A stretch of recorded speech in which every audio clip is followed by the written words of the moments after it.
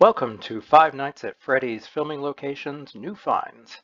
In this video I will be covering only locations that I have just found within the past few days. These are ones that, as far as I know, no one else has found before. I will not be covering locations that have been found, for example the mall or the diner, just new ones. The exact address and or GPS coordinates of each will be found below in the description. So let's get things started with Mike and Abby's house. So here is Mike and Abby's house on Google Maps. This was somewhat difficult to find. I'm not surprised that nobody else has found it. The only differences I can see are that the awning porch is gone and that instead of a mailbox, there's a mailbox on the wall instead of up front. Interestingly, they did not change the house number. 513 is what appears in the film. So how did I find this? It was this brief scene where Mike pulls into his driveway that gave me the clue I needed to find the house. In the background here we see a radio tower. We also see that the sun is either rising or setting. It's much more likely that a film crew is going to be working when the sun is setting as opposed to when the sun is rising. So I decided that all I had to do was find the radio towers in New Orleans and start looking in neighborhoods to their west. I started in Chalmette, but I couldn't find anything there, so I switched over to Terrytown. Here is the radio tower in Terrytown. I'll go ahead and pull back out. So if the sun is setting to the west, that means over here in the east somewhere is the house. So I just dropped into various places in the neighborhood, making sure that I got the apparent size of the tower to match the screen grab image. And within about 5 minutes, I found the house right there. So that's how I found Mike and Abby's house. Once I found the house, I thought the neighborhood looked familiar from above, so I started looking for the two brief overhead shots we get of Mike driving in his car. Here is the first one, and here is the second one. So with the first one, I found a few elements that I thought were interesting enough to catch my eye if I was scrolling over the neighborhood. One was this curved section of sidewalk. Another was this pool that has maybe a deck next to it. And then another is this pool over here that has sort of a long platform that leads up to it.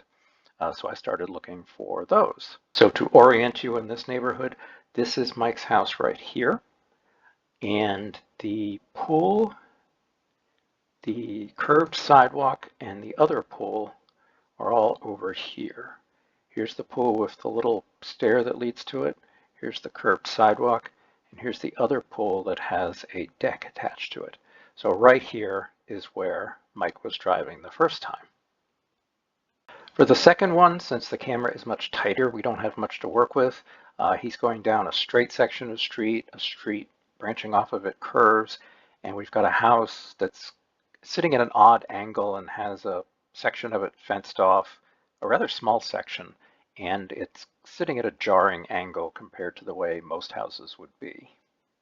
And once again, we're back centered on Mike's house, and that area that they were filming in was right here, not even like a block away from Mike's house. So here's that house with the jarring angle. Here's the straight street. Here's the one that branches off from it. They were in about that tight. So Mike's car drives from about here to here. Tire scene lasts 2 or 3 seconds. Next, I moved on to the school location, which not surprisingly no one had found. We don't have much to work with. We get this interior shot that shows us some stuff outside, but nothing particularly distinct. There's this aerial. Then over here we have a building that has some columns on it. Over here, I thought maybe a church. It seems strange. It seems jumbled and odd. So I thought at the very least, these windows would be something that I could work with. This is a very high ceiling. Those are very tall windows, so I thought that would be fairly easy to find. And then we have a brief exterior scene that happened just before that interior scene, but the exterior scene has very little to go on. We have some arched doors an arched window, another arch here, what appears to be a two-story building next to a one-story building, playground. Not a lot to go on, but I thought, well, I'll just look for schools that have two buildings that are next to each other, making an elbow joint, a nice place for that playground equipment to sit. So I spent about an hour looking at every school, elementary school, daycare center, private school, Catholic school, whatever I could think of in the New Orleans area, and I was just coming up with nothing that matched. And as I was just sort of thinking about this particular picture, I realized what an idiot I am. I had actually already found this location. And it was this building here on the, or this part of the building on the right, which is what I had found. I had been looking for filming locations for Renfield, and I had found all of them. And one of them was here at this facility, which is sort of like a community center. And the way I figured it out was there's a exterior scene that happens at night where Renfield is confronted by a bunch of police, and that takes place at the intersection of Constance and Felicity. The reason I was able to figure that out was just by freezing a frame that showed the Constance Street sign clear enough so that I could read it. Once I came here, I recognized this section that he was walking in front of.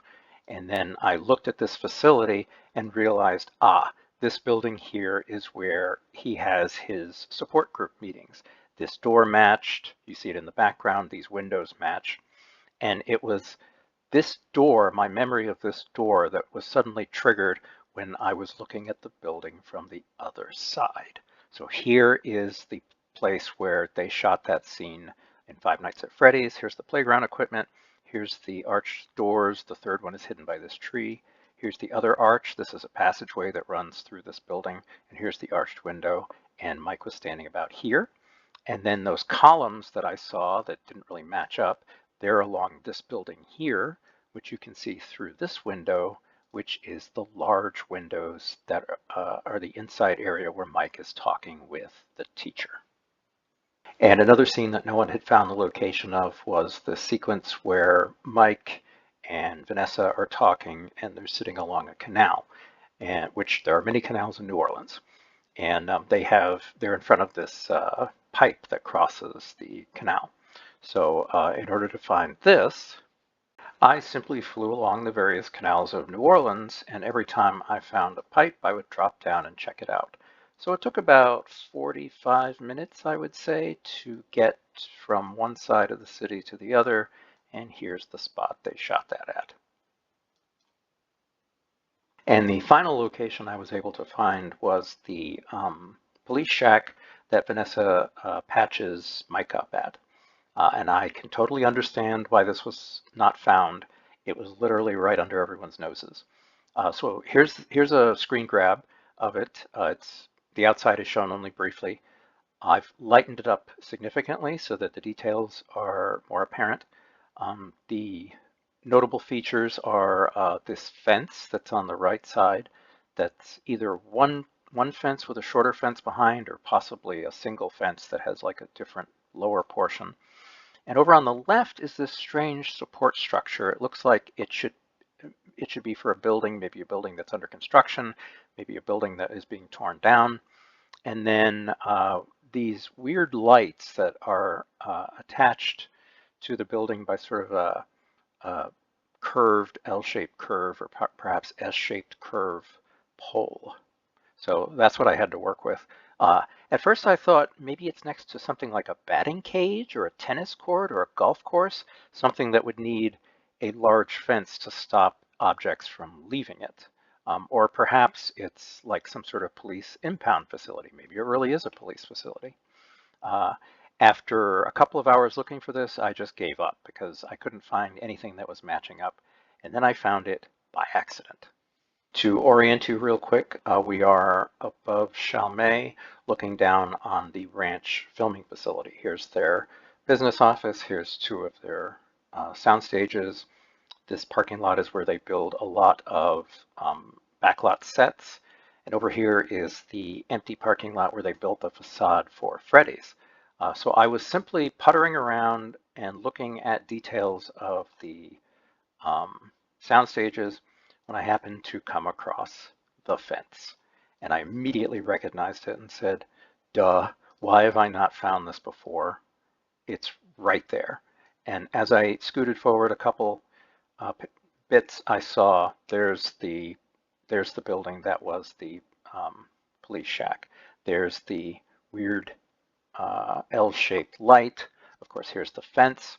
And then for that strange structure that seemed to be holding up nothing, that really is a structure that's holding up nothing. And it's right next to where the shack is placed. So in this image here, it looks like the shack is being built. And whatever this is just something that's left over, perhaps from when it was a Lowe's, and they just left it there. So there's where the police shack was, hiding under our noses the whole time, right at the studio. And that's how I found those things in this.